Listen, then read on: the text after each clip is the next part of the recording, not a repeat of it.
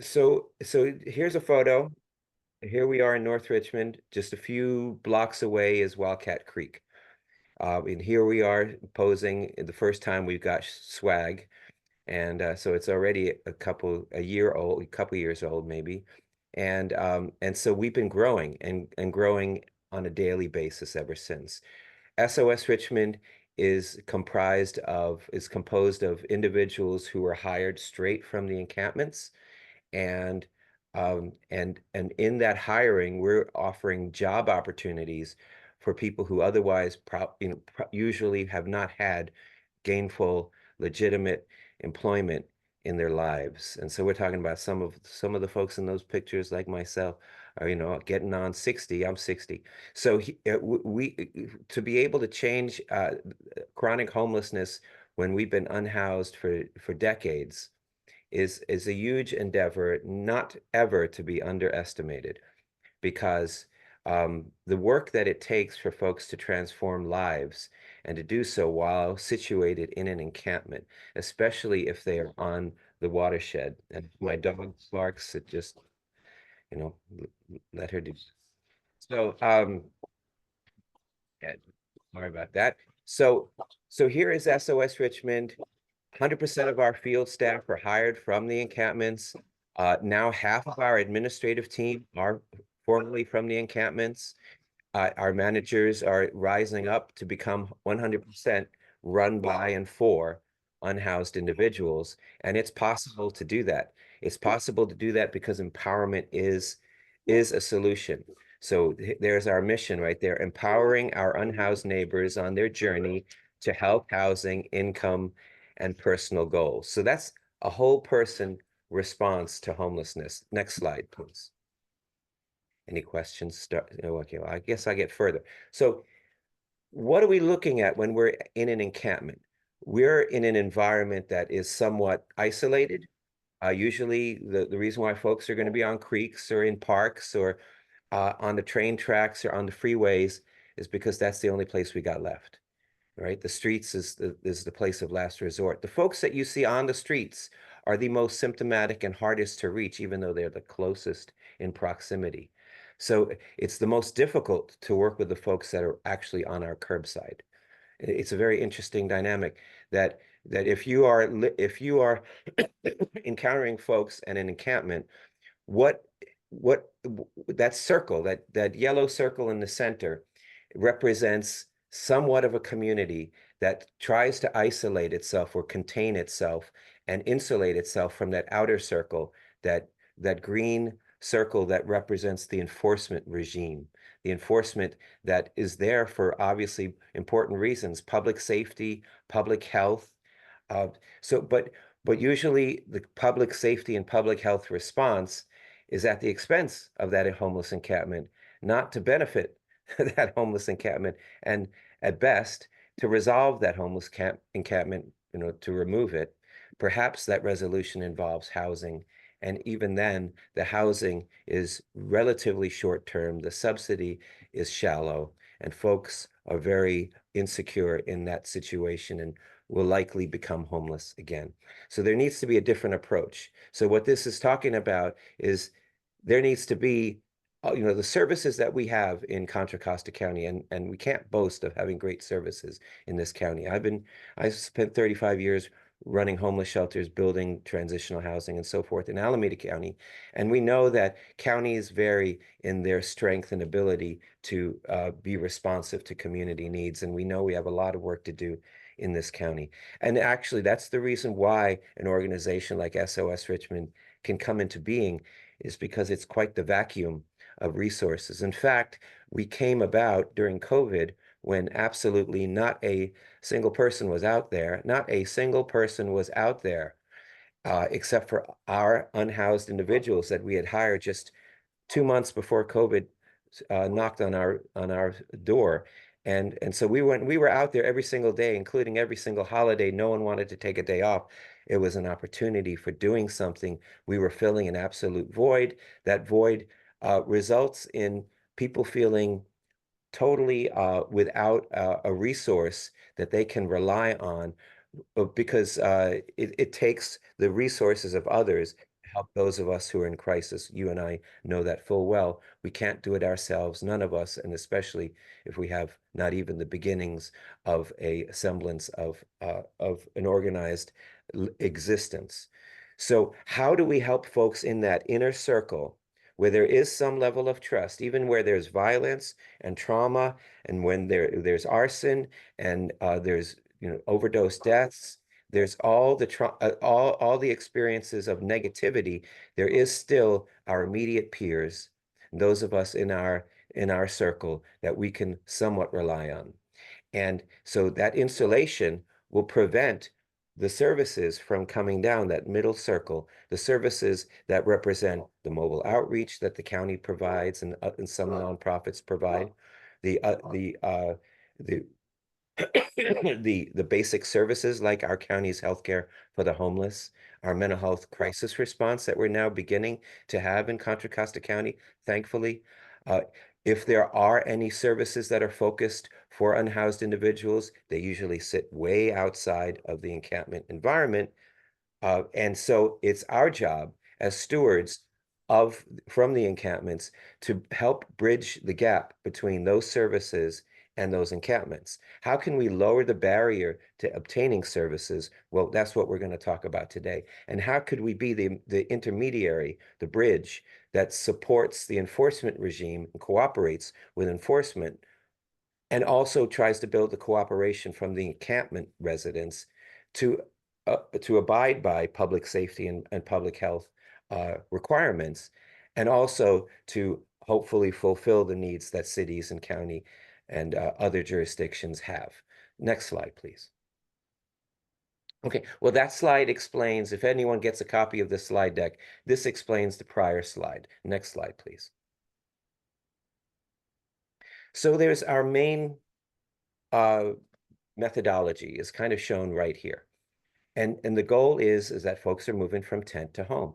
As I was mentioning, we were out there during COVID providing some basic services. When we first when I was first introduced to homeless encampments, and I was recognizing that we need to do something about encampments, I asked questions. And so what is it that we need? We need trash removed, number one. Everyone recognized that trash needed to be removed. And when I heard someone say, you know what? We need jobs. And I heard another one, we need jobs and we need more jobs.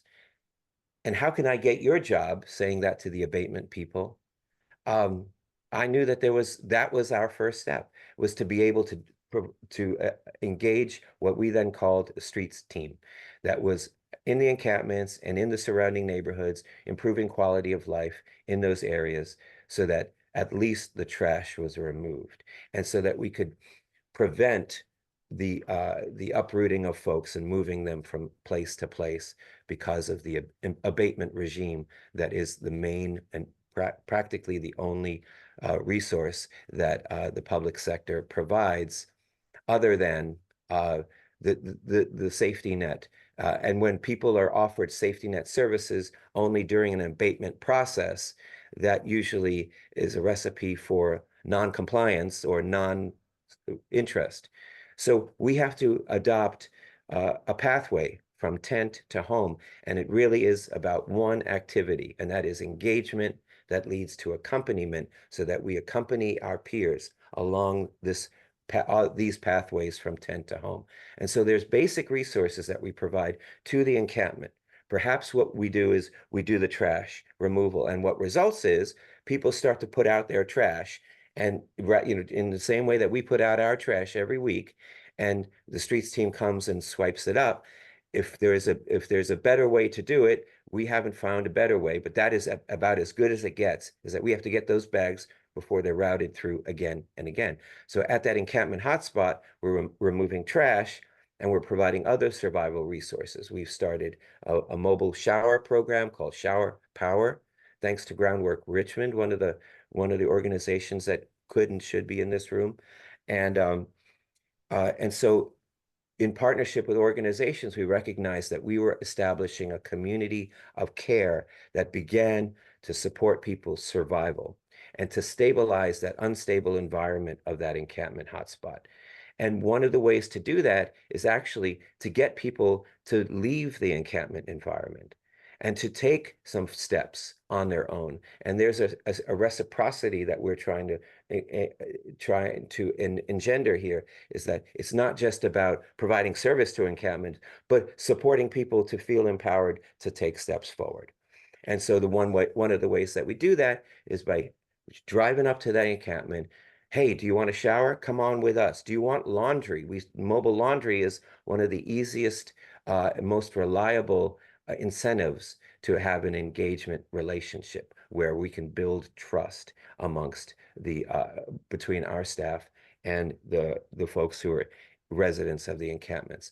So those survival resources, we need to go to centralized places, sometimes not the encampment, so that we can bring 30 people, let's say, to get laundry done, or 20 people to get a shower. And so what we're doing is we're shuttling people to those mobile service sites. Those mobile service sites is an opportunity for there to be one-on-one engagement. That's now we're truly talking about the people's situations as they want to present it, not about the way that it's done with law enforcement standing right beside you, right? The core teams doing the best that they can, but still wearing a uniform that is about the enforcement regime. So during this very neutral moment where folks feel supported, where they may not have seen anyone else interested in engaging with them, now we can start to talk about what are their needs. And now we can call those needs, or we can bring in core at that point. We can bring healthcare for the homeless to that location. That mobile service site is a convergence of people and also perhaps a convergence of resources right there on the street side, right in front of, let's say, John Joya's office, right there in El Cerrito, the laundry right there, the showers down the block. And now we are a resource for 2 jurisdictions and the unhoused communities that we can rally together to come there, and the services that can also be there. But that's not enough, because survival and even stabilization, impossible as stabilization really is in an encampment, is not enough. We need to provide the resources that reach those the pathway towards housing, towards income, and towards wellness.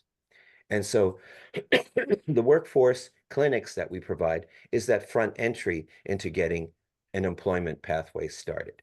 And so going to DMV, going to Social Security, getting one's Cal Jobs enrollment so that folks can now be looking for jobs. But most folks are not ready to walk into employment in the mainstream. So we need another kind of intervention. And that's what we're doing right now in 2024, is we're developing these pop-up wellness centers. These wellness centers, it's called the Warm Hand Wellness Center. So a warm hand is extended, and it has to be met, by that person, so that we can walk together and do the work together.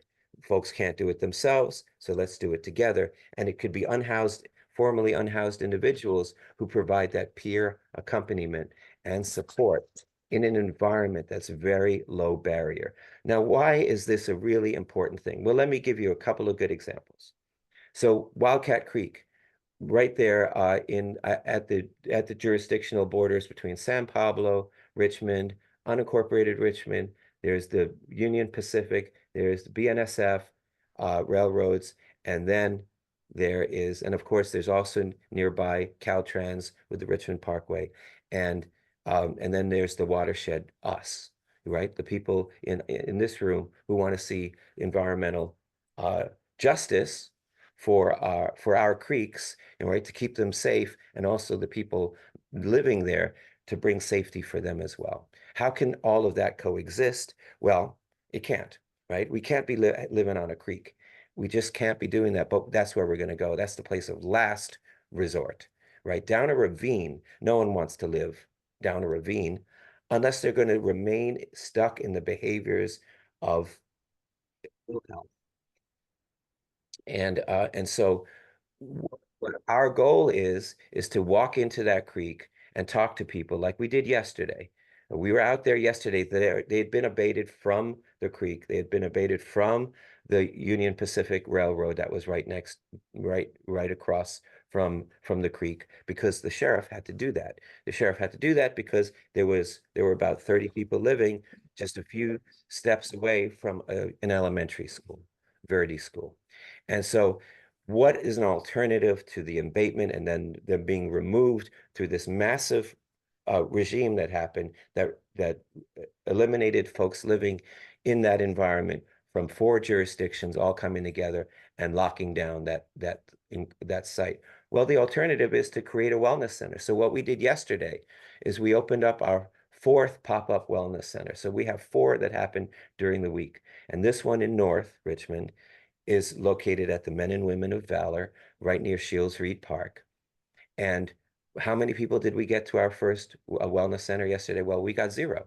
We got 0 because when we were doing outreach, now we have finally something to offer. And now it's going to take time to cultivate the relationship of actually getting folks to come to that wellness center, the Warm Hand, where we will have resources. For example, in Wildcat Creek, we'll see them coming back on the railroad. They'll come back there as well. And most of the folks there will be undocumented and in need of immigration legal services. So let's bring the organization Stand Together to Contra Costa to the Wellness Center.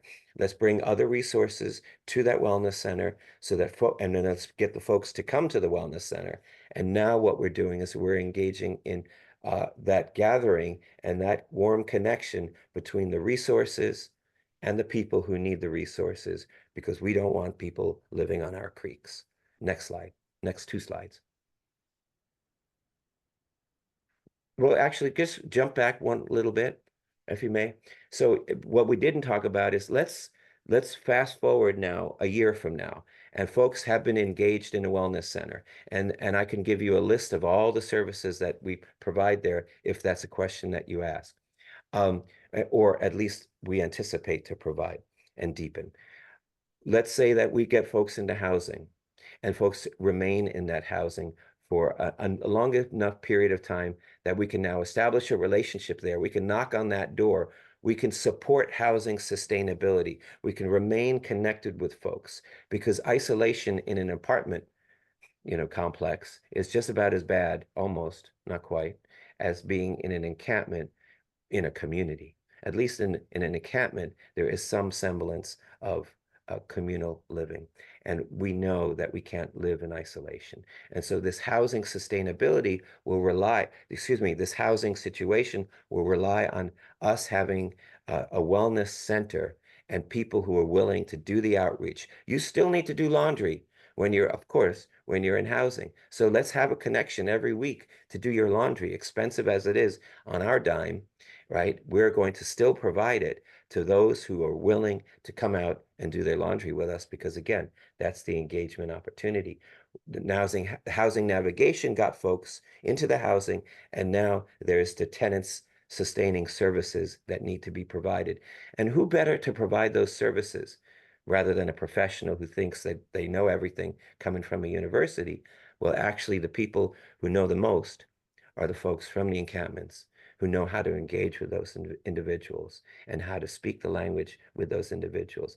And they know them like family because we've lived together in those encampments. Now we can move forward.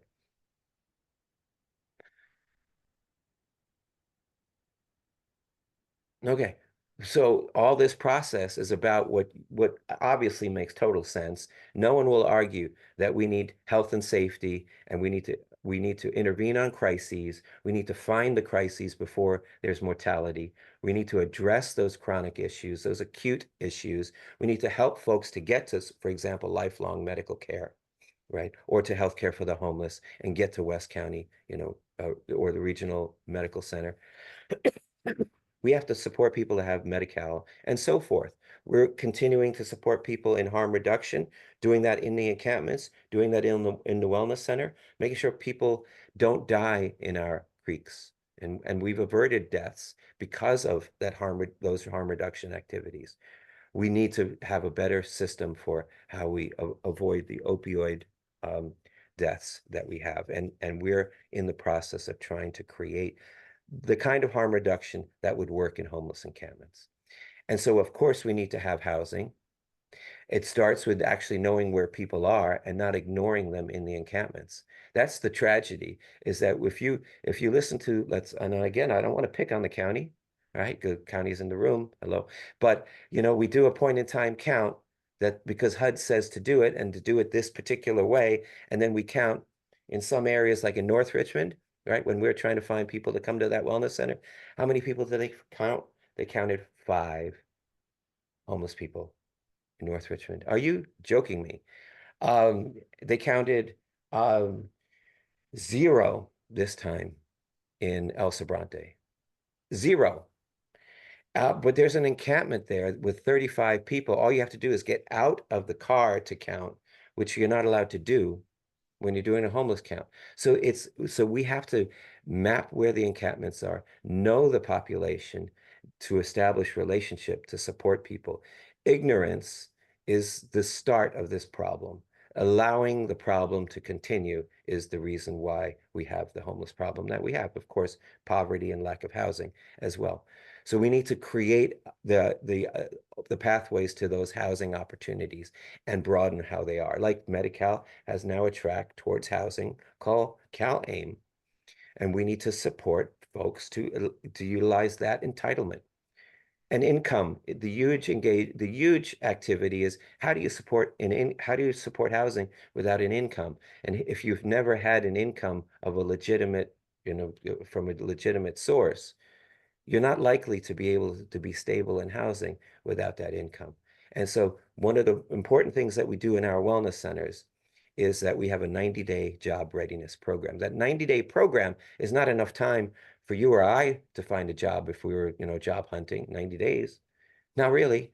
Um, so what does it really do? 90 days is a short enough period of time where we can get folks to come 2 days a week to a classroom environment, 2 days a week to a work experience environment. So that work experience and that job readiness hand in hand, then hopefully is the recipe for getting folks closer after 90 days to seeking those long-term employment opportunities, or to now engage more deeply in SOS in a way that as an employee of SOS, delivering these services perhaps at full-time employment levels so that we can maintain our housing. With the exception of 2 people in 2023, every single employee that was in housing stayed in housing. Every single person except for 2. And the 2 that didn't, we're now continuing to engage with. One came back just last week wanting to re-engage in employment. And now we're going to have a wellness plan with that individual because now they're more motivated to walk the full path of this whole person care. Can't just do, I need a job, without taking care of our health and wellness. And so goal setting and taking personal steps in the life direction of making healthy choices is what we need to do. Okay, next couple slides. And then I'll end in about 1 minute and one more. And we just talked about that. And so there's success measures that if you want to look at the face of it, we're doing encampment hotspots, we're serving, we're cleaning a bunch of trash. Now, these are old numbers. So we do about 30 tons of trash a month. We're providing showers and laundry, and these are all, that's housekeeping, right? It's people's survival, but we're really doing the work of entry-level employment and providing survival, getting people to the next day, services, food, drinking water, toilets, those things that are essential, especially on a creek side.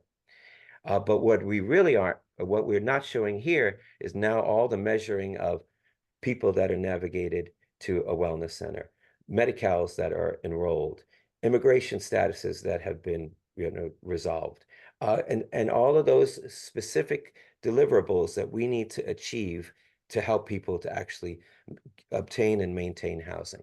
We can go to the next slide. And here's a spot that in January of this year where we had some in green new sites that we were proposing, and now those are up and running. There's perhaps, 13 locations that we call hotspots. And this is not all of West County. This is just Greater Richmond. So there's work to be done to now understand what's going on Pinole to Crockett, what's going on east of West County, right, in Central. This weekend, we were on the creek side, on a number of creeks in Antioch. And one of the takeaways was that our 3 employees that went out there all the way to Antioch, for us, that's all the way, right? Because we don't have a home base there yet. What the takeaway was is they got it even worse out there because except for one church, there is no resource that's a ready access for the encampments. So what the key is, of course, that it's low barrier, that we can walk into it when we want to.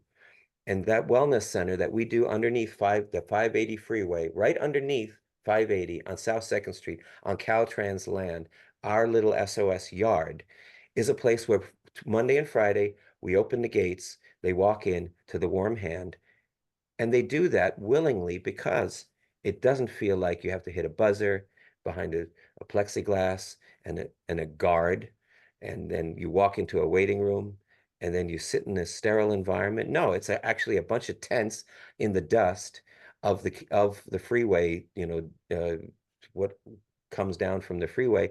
It's the living environment that people live in every single day. And now here's a place where they can come and gather and have, hopefully, get some food, and then get a shower, perhaps get a massage, then perhaps have a counselor to talk to, maybe get acupuncture. Now we're taking steps toward wellness because we've invited it. It's a welcoming environment. And the person who is there to welcome you is our hospitality ambassador, not a guard. So it's that kind of environment of healthy peers supporting peers that we're trying to do at these locations in Richmond and beyond. And so the point of the Antioch visit was to work on a research project with San Jose State and with UC Davis on on understanding the impacts of homelessness on creeks. And so what we're showing is that we're the subject matter experts. When you need folks in the creeks to support the work that you do in the creeks, call on us. You've got our contact information. We can create the relationships like we'd have with the Watershed Project, Groundwork Richmond, the CCRCD. Those are relationships we would like to continue to build, and hopefully there will be much more that we can talk about in a Q&A format now. Thank you. I'm sorry, that was a long one. No, thank you so much. I am blown away by the work that you and your staff are doing. I have lots of comments and questions, but I want to open the floor to folks who may have questions, comments, and just thank you again for that very in-depth conversation. I have a question. Yeah, This is please. Michelle from Flood Control. For us, Flood Control District, I'm sure you're familiar with, they're not all unincorporated, but Wildcat and San Pablo. I know our watershed program uses CORE, and one of the emphasis there is to help the homeless people keep their encampments clean with distribution of trash bags and taking it away. It sounds like you do similarly in the same areas. And I know you touched on CORE a couple of times, but could you just expand on like how you work with them as a county group? It sounds like you kind of show them as like a little bit more of an enforcement role, like less kind of connected at this point to the groups out there. Well, yes, I'm just being totally frank when I say it like that. But that is not anything against CORE. The individuals at CORE are our partners, and we work on an absolute daily basis together. And the way we do it is, if we open up our warm hand, for example, the first people that we see coming in are CORE, because if they want to meet with folks in a non-enforcement regime, this is the environment and the time to do it. And so when there's follow-up that CORE wants to make with individuals, that is not part of that enforcement, you're right, not a part of that abatement, where they're doing the dirty work. And thankfully they're doing it rather than the police or sheriff, right? We'd rather have CORE is helping to make mainstream services, our safety net services available than to do it through some kind of regime of a police activity. Now, but what CORE doesn't necessarily have is the expertise in all of the encampments. So when we go and mapping out 200 encampments in Richmond, 56 in San Pablo, for starters, and when we count 1,715 in Richmond, whereas the county counted 388, well, we know more because we're from those encampments. And there's actually more of us than CORE, because it's cheaper to run a grassroots organization and to hire folks from the encampments than it is to outfit a county program. And so they rely on us when they need to find someone. Where's Joseph today? Oh, I think we know where he is. When the police actually are looking for someone, there's a missing person for someone who hasn't been seen. Well, we know someone who knows someone who we find that person. And so there's this beautiful symbiotic relationship that we have with CORE. And that's what we do on a daily. Now, again, when we have someone that we need support for, we're going to call CORE, they're going to be there. And there's various teams that are out there. And the watershed team, right, the creek team, I guess they call it, we would like to be more integrated with them. So we're in that process now, just talking here, talking amongst the parties that convene other task forces. We need to be in those rooms, and our community, our staff need to be the representatives of the encampments. To our best degree, we will speak for the unhoused population overall. And that's when there's integration and voice given to the unhoused individuals themselves, because we can be representative of them and elevate their status. Let me give you a great example. So when CORE wants to do services, like let's get someone applied to Medi-Cal so we can get through Cal-AIM, so that we can get them through the county, Contra Costa County, a CCHS system, so that there's case management, enhanced case management, and get them into housing because of their disability. There's 15 steps that need to happen. Well, the first step is to get someone interested in doing that. And the second step is to have someone who is really available to do that process. Now, there's someone living in an encampment right now, and her name is Honey. And as soon as she gets her her birth certificate from Hawaii, she's an employee of SOS. Why? Because she's brilliant at sitting down with people and doing the immigration legal, paperwork. That's interesting that she can actually do a better job than our community support workers that we rely on from CCHS. And the reason being is because she has a relationship with that individual, and she knows dozens, hundreds of people in that area. So we can rely on Honey to have that kind of relationship that CORE wouldn't have. And then we can hand that paperwork over to the county or to Stand Together, to the lawyers of Stand Together Contra Costa, and make that activity, bring it to fruition. It takes teamwork and cooperation, and we all need to work together, knowing that one of us has a piece that the other one needs, and we should have win-win relationships. Thank you for expanding on that. Yeah, I can see your point about the limitation of the Creeks team and the CORE teams in general. So the Creeks team, I think, is only like 2 or 3 people at most, and then they have countywide ones and overnight ones, etc. But yeah, I can see the limitation there. The challenge gets really hard. Well, when we first went to the Pick and Pull encampment, which we could call the Wildcat Creek encampment near Verde School, when we were visiting there trying to remove trash, and the CORE can come and pass out bags, but when we would go in there, what we were finding was they were burying the trash in the creek bed, the dry creek bed, burying it. And when they didn't, when we were coming to try to pick up their trash, someone decided to just burn it. And then, of course, the enforcement regime came and they were removed because it was a terrible safety issue. So how can we get a place a system of cooperation. Well, it really means hiring someone from in there. And even better, let me tell you this story, just very quickly, is the grandfather OG, the dude who knows everyone in that Creekside. He is now in a motel, and we're the care manager for that individual. Don Chewy is his street name.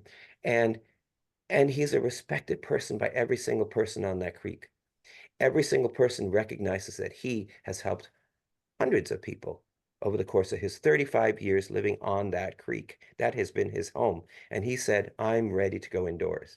When he says, I'm ready to go indoors, that means that now we can get other people to our Warm Hand Wellness Center. And without him, we would not be able to do that. So it's these one little wins after another, and it's that sustained contact. No creek team of a small cohort can do what's required for sustained regular contact, predictable and in alliance, right? Where there's a feeling of dignity that is truly felt. That energy that comes from the relationship that Don Chewy has is something that we need to have when we create that, when we have an alliance with Don Chewy. And so now we can go in there and chop it up with folks, and now they'll listen. They'll come out of their tents without him having to come out because he's not there anymore. Okay, end of that story. Thank you. Questions? No, that's really fascinating. And I think that you're right, that there's a place for each of the entities, but that the grassroots or the SOS model is really coming at it at a slightly different way. I mean, we work with CORE and they're helpful, but there are only a couple of them, at least the ones that we've worked with in terms of creeks and watershed health. But the idea that, you know, the main way to reach out to those folks is to call 211, which is in and of itself feels like you're reporting an emergency, right? And you're not always reporting an emergency. Maybe you just want to reach out to someone who is clearly struggling. And, you know, I think it's easier for folks who do need assistance to feel less likely to search out those opportunities for their wellness and their betterment in terms of trying to get care and work. But I think that the idea that it's you're going to them offering something that CORE can't potentially offer the same thing. So I think that it's really important that everyone's involved. And I hope to see that SOS model spread across our county, because from my point of view, and this is just a personal point of view, this seems like the only thing that will work. Just from an outsider's point of view, but looking it seems like unless you look at a person as a whole human and as a person deserving of care and dignity, it's just not going to work. And what doesn't work is calling 211 most of the time. See, the Right. literal fact is there is no there. The resources are already full. And so it signals disrespect for the person, because now you just run through a mill to nowhere. Right. To nowhere. Whereas we can get on the phone and we can now reach for the next best thing. And Right. do that right there on the spot is the key. So dignity means responsiveness in the moment, and then people feel that they can trust, and then we can go forward. Yeah, it's so important. And it's something that I feel like, you know, even people who are compassionate about this issue, unless you have, you know, some of the experiences that some of these people have had, you're not going to be able to have the same impact, even if you really want to, right? I mean, this is one of the reasons why, even though, you know, our CD staff, for example, we do cleanups all over the county, and it is something that we're really proud of and we want to continue to do, but we can't bring people into unsafe situations. And sometimes that is a limitation in terms of how much work we can do in the creeks or in specific areas, sometimes the areas that need the most attention. And so I think that, you know, being able to have a relationship with an organization like SOS allows us to access and help more people, more areas than we would be able to otherwise. So it's just invaluable, I think. Thank you. Do folks have other questions? I would love to know. Let's see. Oh, Kristen, please. Thank you. Well, first, Daniel, thank you for the presentation, and just thank you very much for doing this work. I have heard so much about your organization and your work and just how revolutionary it is. So thank you. You're inspiring people beyond Contra Costa County to just do this work and replicate this in our communities. Well, my first question is, do you have any plans to expand beyond the Bay Area? Oh my Are you goodness. thinking about it? So let me, okay, not to go too deep. I can, you know, of course I can talk all day. So SOS started because we started when I wanted to reach into homeless to address encampments. I realized I didn't know encampments. I ran homeless shelters, right? I ran institutions. So the first thing I did was I leveraged 12 counties of advocates to talk together, and we coined the word safe organized spaces. And we would have, if we had the bandwidth, we would have created this wide ranging, you know, West Coast, you know, grand scheme. Now, of course, when it comes down to it, the advocates in every city are going to go focus on their neighborhood and then their community, and then it's a city, and then perhaps it's cross-jurisdictional. So we are doing this that incrementally, and that sense of purpose that we have has to be focused on an individual, in an encampment, in a neighborhood, in a community, in the jurisdiction. And as we do that successfully, one thing will lead to the next. As I said, I was in Antioch. Now, if I had enough time, I would get on the phone and get the city council woman that I need in order for us to get funding so that we're in Antioch doing that, because I know Antioch wants it. Their public works people don't want to touch encampments. That's what they said publicly. So that means an organization like SOS is being asked for in Antioch, and we need it in Concord, and we need it across. So of course, do we need to do work in Berkeley? Yeah, I'm endorsing the mayor, who I expect is going to be elected, and then we're going to maybe be in Berkeley, but that's a whole big old political, you know, landscape that I don't think we're ready for. So over time, we will be. But I want us to caution that going big and institutional means losing that strength in the neighborhood at the local. And so we have to always keep the grassroots focus. And perhaps we can provide support to other jurisdictions creating their own safe, organized spaces. Okay. I don't know how we're going to go, frankly. Thank you. Lisa, is it okay if I ask a second question? Of course, please. Yeah. Well, thank you for that insightful answer, Daniel. That definitely makes sense. My second question is, I work in watersheds outside of Contra Costa County, one in particular in the Sacramento area, where there is a significant amount of distrust between folks who are advocating for homeless and unhoused communities and local on the ground environmental conservation organizations who want to see and prioritize the wellness of local creeks and streams and rivers above everything else. I can certainly, you know, appreciate both ensuring, obviously, the dignity of human lives in our community, but I also want to see rivers and creeks and streams be healthy and for people to have a safe place to recreate. Do you have any advice on improving trust between these two groups that have historically been opposing each other?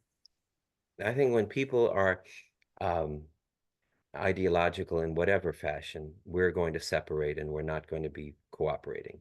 So to work together means to have to find the pathway to doing it together.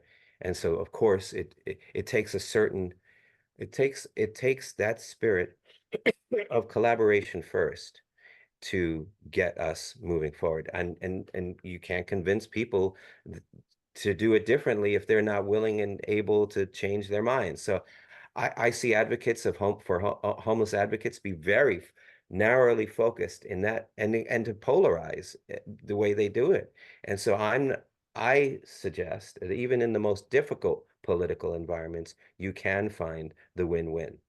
And so I would recommend that we find the person, the organization, the ingredients that make a win-win happen. And it takes, people and their approaches to be that. It's neighbors who don't want to be NIMBY, but who want to actually be supportive of creating solutions. Mhm. Because it's easy to say no. It's very difficult to actually find and sustain a solution. So there is no magic on that one, but I do believe the only answer is when you're agreeing to find how we can be yes together. And maybe it's a cliche, but that's the truth. Well, thank you for that. Thank you. Yeah, I think a perfect example of that, just from the work that we do on creeks and with people to do cleanups and stuff, is the example that you might think that everybody always wants to clean everything up, but we've had multiple instances where we've had young people, like scouts and other young people, say, you know what, I don't want to throw this sleeping bag away. I don't want to throw this tent away because it's somebody's belongings. It's somebody's home. And I think that is where that response is where we need to do that work of trying to find a place where we can balance the cleanliness and health of our environment, and just remembering that there's a human behind that, and that most likely that person doesn't want to have to live in a tent by a creek. But it's something that is interesting, because of course there's also fear and frustration, sometimes even animosity on both sides. And I guess that would be kind of my question, I think, for you, Daniel, like, and obviously there's not one answer, but how do you diffuse some of that fear or some of that animosity, especially when folks on both sides are either just trying to survive and live, or they're trying to actually actively help, especially when sometimes there are things like animals involved, dogs, people under the influence, things like that. I mean, obviously, we're never going to be able to bring people into those situations because it's not safe for them. We don't want them to have bad experiences. But if we are humans that find ourselves in those situations, do you have suggestions other than just running away? Right. Well, backing off when it's a dog that's loose, it's Right. very wise. And then coming back, or having the person who can come back Yeah. know the situation, to know how to handle that situation. And it's only that, it's experience that's going to be the solution. And of course, Right. offering finding a way that there's some alternative. Now, the reason why we're safe organized spaces is because we need to create villages. We're not just going to be in that creek. Folks need to come out to where. And so you can't have a conversation if you have nothing to offer. If I'm offering bags, that ain't much, but it's something. People want bags. But what we really want, hopefully, is to then have something to deliver, like, here, why don't you come to our wellness center? And that first, I'm going to get the people closing the door. And I'm going to get people saying, okay, next week. And then we're just going to have to continue to come back. So it's the consistency that is going to be the only answer, where people then come to respect and trust, and to feel that you have their intentions in mind. And what are your intentions, by the way? And then letting folks voice them, and then finding solution for them. So having the resource, having the ability to seek the resources and partner with them in order to achieve the solution of those, the resolution of those the obtaining of those resources. So there's no magic. It's about relationship. Yeah, thank you for that. I think the bottom line is remembering that even if you do have to walk away for your own health or whatever, coming back or finding another way to engage is the only way. Otherwise, you're throwing your hands up. And it's And not nothing's that going to change. there needs to be a teamwork where there are people who are from those encampments to do that work with folks in the encampments. Otherwise, it's an occupation, it's an incursion, it's an intervention, and that's what people don't want. Why are you here? This is my house. It's basically what people will say without saying it. And so we needed, the we needs to be, there needs to be a different dynamic in how we do things. And so, like, for example, we haven't yet been invited to that task force. And I'm trying to find a way to that task force so that we are part of the force that's being tasked. So until we have that, and then of course we need the bandwidth to do that. So, and the resources in order to achieve that. So if we fought together to achieve the funds, whether it's EPA or it's the county, what have you, we need to find the funding to be able to do this work at specific places, identify hotspots, the places you want to make an inroad. And now we're beginning to achieve success. And when we achieve success, other people see that. And then they want some of that. One person's employment means 5 people want a job. So that's what we need to do, is employ folks. There needs to be something that people get that they want through this process, not just to be pushed away, because that's, they're seeing that the end that you're promoting is not an end consistent with theirs. Their end is survival. Right. And needing Right. It's just a furthering of the distancing if you're doing that. Do you have suggestions for situations in which a lot of us spend a lot of time in creeks and in natural spaces, and sometimes we do see people who are in unsafe spaces, like living under, or at a drop structure, right? Or something that they may not understand the engineering of or the physics of, but is actually dangerous to their person. In that situation, is it just a conversation? Is it just education? Or is it still going to always feel like one person is telling another person what to do? Well, I don't have a good answer on that one. I would say that folks are not risk adverse. We've learned to live in risk. Yeah. So if we're living with it, there's a reason. But then people find that there's other alternatives. There's someone who was dying on San Pablo Creek, and literally dying from his addiction and his age and his COPD and his inability to actually physically climb out of the ravine. Right. So it was dangerous for him. Yeah. So we eventually were able to convince him to come out to get medical care and eventually get to the county's respite center, and where he will die in dignity. It's that kind of solution, right, that he was ready for. And until then, we would talk to him and try to encourage him to come. And he eventually said, yes, I'm ready. It was a huge struggle for him. Success. Yeah. And he's now sober because he's Wow. been living for 6 months longer than he probably would have lived in that creekside. We would have found his bones under a pile of trash that he was living in.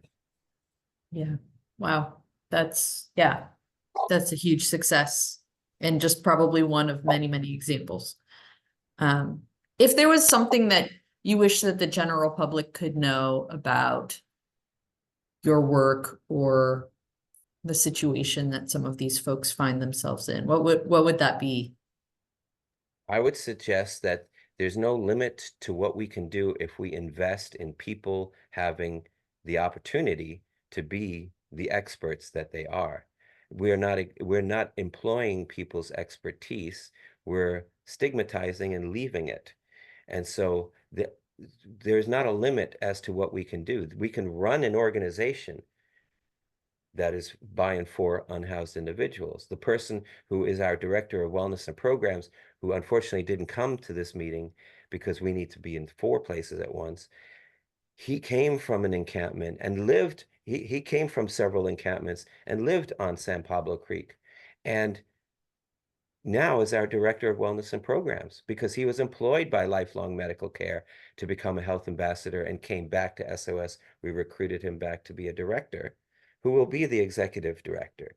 And it's that level of support to individuals that we're now, someone who was running our showers now is a care manager in a motel where folks are being placed into housing temporarily on the road to permanent housing. This person was living in an encampment where she had no choice but to live in the destruction of her life and her family's life because she had no alternative, right? And so addiction is easier than an alternative. And the alternative was work. 3 years later, she is now a care manager, and we just did a video, a professional video of her for this housing justice storytelling project, which elevates her stature because she is now an example to others for being someone. So I would suggest making examples of people and letting them live those experiences of achieving what they're capable of doing. Yeah, and I mean, I can't really think of much else that could even come as close to like living the American dream or a rags to riches Right. kinds of situation, right? And we're not talking about riches in terms of money. We're talking about riches in terms of well-being and being able to give back to society and all of that. Yeah, I don't see how that could be more powerful, actually. Do other folks have questions for Daniel? Yeah, I'm sorry that O'Neill couldn't join us today. Hopefully, maybe in the future he can join us. Maybe he would be part of a decision-making body. Yeah, And the rooms where policy is crafted. And then if we bring along 5 other people and then he can step back and let them take over. That's what it takes, is us making decisions with them with folks in the room. right. Yeah. Do folks have comments, questions? Yeah, I know it's heavy stuff, right? I mean, this is oftentimes life and death, and we don't always talk about things like that in these kinds of forums, right? Well, I'm Chris, did you want to make a comment? Yeah, I just wanted to say shout out to Daniel and the work that he's doing and his team. I remember this was maybe a couple of years back now, being at the Friends of the Richmond Greenway and hearing about this idea. And I thought it was great back then. And so it's been so nice to see that manifest. And yeah, and I know Daniel and our groups are working together on some of the UC Davis, San Jose State stuff. And so, yeah, I'd like to continue working on other parts of the county with SOS Richmond. So we'll make that happen. That's wonderful. Love it. Absolutely. I look forward to it as well.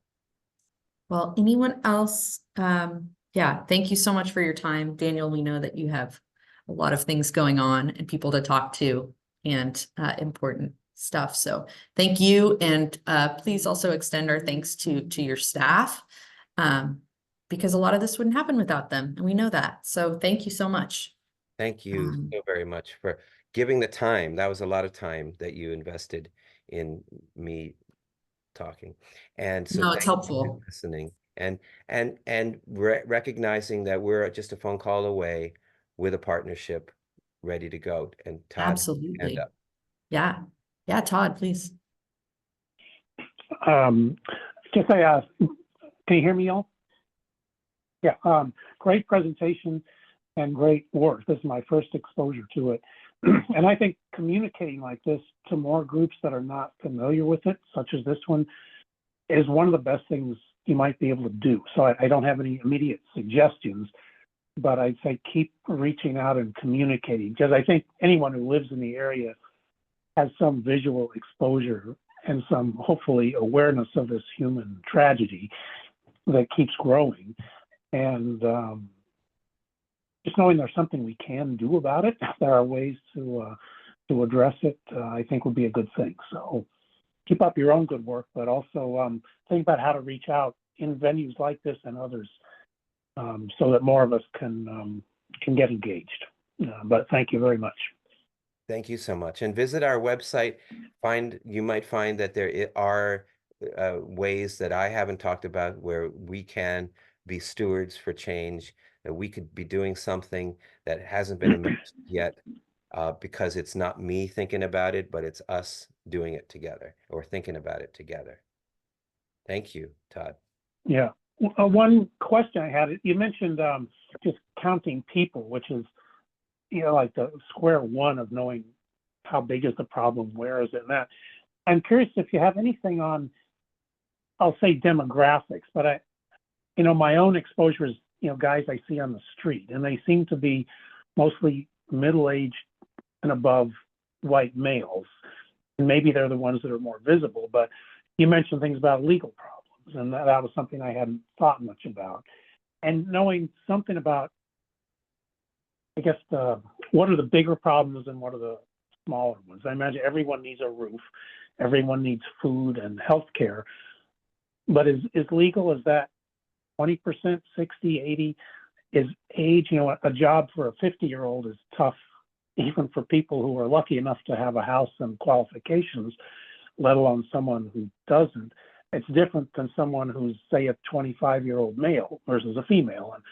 And do you have any sketches just on your own house or experience on that sort of thing? Because I really have no insight into that, and I imagine most others don't either. What proportion of the population needs legal assistance? How about age distribution and that sort of thing? Just to get a better understanding of the magnitude and the character of this. So CORE does its demographics. CORE goes out there with pen and paper, or actually it's a phone, and takes information that we don't normally do. Like, let me put it this way: if we're cleaning up trash, I don't need to ask you what's your age. If I'm doing a shower, I'm not going to ask you something that you are not asking for. So in other words, we don't have the demographics yet, but now as we're engaging in the warm hand, and now we're working on people's personal issues, now we have an opportunity to offer ourselves to know someone deeper. But I can give you all kinds of anecdotal information. And first of all, I was saying that CORE takes that information down. And the question is it a representative sample? I would suggest that, for example, in West County, the count of, you said that you see mostly white males. Well, the count is mostly visually African-American in West County. And even that I challenge, because as I said, the first thing I said basically was the folks who are right in front of us, the folks who are on the street corner, are the ones least able to make the choices that are going to be self-preserving. And we're going to be on that corner, the most symptomatic, addicted, mentally ill, so forth. All of that stuff, those are demographics, are on our street corners. And so we don't need to reach any further than our corners to find people with the most dire needs. And the ones that are the least seen, the Latino, that are undocumented on the creek side, are going to be the ones that we don't see and are going to need more other kinds of supports. So I would suggest that every single population of encampment, every hotspot, has its own dynamics. And we will find a different set of issues in those situations from one to another. And so I don't have a tidy answer for that, and mostly it's anecdotal, but anecdotal is pretty good when your representative sample is larger than just looking on a street corner, because that's what we tend to do, is just see the street corner, or those of us who go in creeks maybe go inside a creek and then jump back when when a dog comes at us, because that's what they do.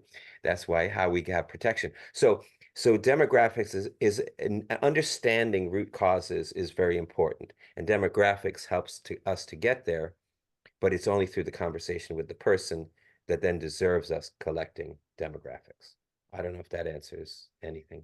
Yeah, thanks. And Paula had a question, and Jill has a question, and here we are. I'm probably running out of time. Okay. Daniel, I really have more of a comment than a question. Well, I do have a question, but I don't think you can answer it in, a bite-sized chunk, which is how can we get more appropriate housing, both transitional and permanent? Because that seems key. What I do want to say is that this relationship building seems to be the core of what you are engaged in, and I applaud it. It's really difficult, challenging work, but at the same time very rewarding. And I think this is the way forward. And just really, again, applaud what SOS is doing for people and for our watersheds both. Well, thank you. So as I said, safe organized spaces is about a place and not an encampment. And people think we enable encampments by supporting people in encampments. That's the NIMBY #1, is you're just supporting people to stay in encampments when you're actually helping them to stay alive that night. And the goal of CORE is #1 goal is you're assessing vulnerability to seeing who's going to die, who's most likely to die on the streets that night. So the alternative, of course, the long view is that we need to create safe living spaces. And so we're doing that. And so very short, very succinctly, because Jill has got the floor next. We can't, the dynamic is that not in my backyard is stronger than any force. Even if we had our people come forward and advocate, NIMBY will win when it's that. So the goal is to have a conversation, neighborhood by neighborhood, across neighborhoods, across jurisdictions, Richmond, San Pablo County, for example, so that we can start looking at solutions that aren't specific to a location, talk about those solutions, and now in each locality, situate smaller versions of that solution so that we can maybe it's Joya's office that helps make something happen, but maybe it's Candace's office that makes the next thing happen. And we've done this because we've learned from each other and we've learned together. And I would suggest that we need 5 or 6 locations always in the hopper, which we do have, so that we can have one finally rise to success. There's going to be a tiny house village for youth that's going to happen on land that is being leased to the city, from the city, by our pal. Now, the Richmond Police Activities League would be the least likely organization that I would expect to show up. But when they show up, it's because they have a need. They have young people who are homeless. And when they want a village on their land, what we've now done is we've succeeded in creating a shift in our local conversation where we see that the police and the activities league of the police, the nonprofit arm, are willing to step forward and do this solution. So then we get neighborhood councils to say yes, because it's about youth and it's being supported by our pal. And because now these neighborhoods see young people speaking about this village and it's not just a village, it's a farm and garden. And so it becomes very holistic in supporting young people. Now, can we do that for adults? Well, that one for young people is going to happen by the end of this year. So the one for the adults needs to happen. It needs to be in the hopper right now. And we have several locations where we can make that happen. And ultimately, they will be near creeks, right? They are not going to be in neighborhoods very often, like the RPAL in central Richmond, because we fear our adults who are homeless. So we need to now change that mindset and recognize that Point Richmond needs to see it. North Richmond needs to see it.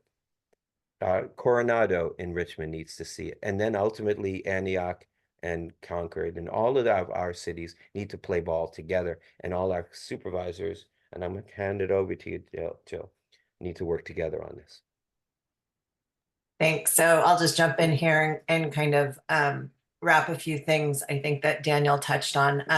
Number one, congratulations, Daniel, on receiving a Measure X capacity building fund or grant. And we're looking forward to, the data collection and to see how your efforts are successful, because we do appreciate, the work that you're doing out there, and are always looking for ways to partner with different organizations doing the great work that you're doing and other organizations are doing in our county. And just to be clear, clarify a little bit of information, because I know a lot of this group, I eat, breathe, and sleep this stuff because homelessness is one of the areas that I cover. But point in time count is just one way that data is collected and required by the federal government to receive our funds. So that is just but one piece of it. We do a greater dive into our data using all of our different data sources across the board to build a fuller picture. And I put the link to the point in time count. And then there's also a very robust report done that answers a lot of questions that people have about homelessness and statistics.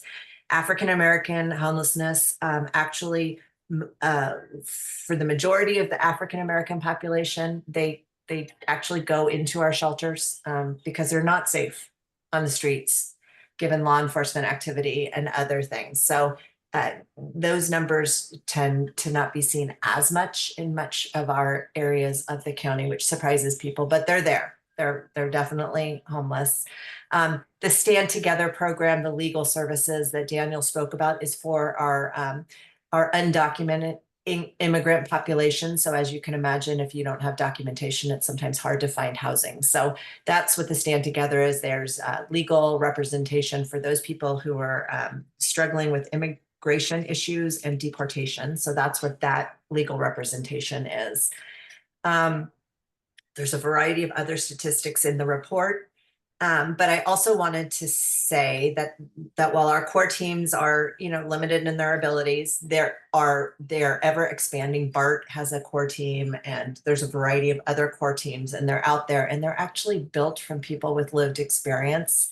The peer mentor model is a very successful model and is being launched in many parts of our county with mental health, behavioral health, homelessness, because that is the most successful model. And so we appreciate the partnership. And then the last piece that I will just add in there is we have a variety of projects being lifted up. There's I think it's 54 unit project in San Pablo, and there's another project in Richmond, and we are getting funding for a variety of projects. And we would have seen a greater increase in homelessness in this last count if it hadn't been for the inventory that we brought online. So we housed more people this last year, and we also saw an increase in homelessness. So we're thankful that we were able to do that. It's never enough. We're working on finding as many opportunities. I do have to say Antioch had an opportunity for a large project, and they actually, the city of Antioch decided not to support it. So we're always looking for opportunities, and it's always easier to find government land to do these projects on because it actually shortens the length of time because you don't have all the approval processes, and then NIMBYism doesn't kick in. So anyway, so I will end on that. Thank you for all of that clarification. And Yeah, thank as you. I talk about, it's all about creating cooperation. We have to. And so I look forward to us doing that work together. Thank you. Wonderful. Well, thank you all so much. Yeah, we have to talk about these things to solve them. So thank you. And I will just let folks know really quickly that our next forum planning committee meeting, which is open to anyone who is interested, will take place on Zoom on July 23rd from noon to 1. So if you are interested in helping us determine what kind of things we talk about at this forum and who we invite to come speak, please join us for that. And if you'd like to participate and don't already receive planning committee meeting notifications, please let me know. And then if you're interested, the next forum meeting will take place on Zoom on September 11th from 9:30 to 11:30 a.m. Thank you all again, and I hope you have a wonderful rest of your day.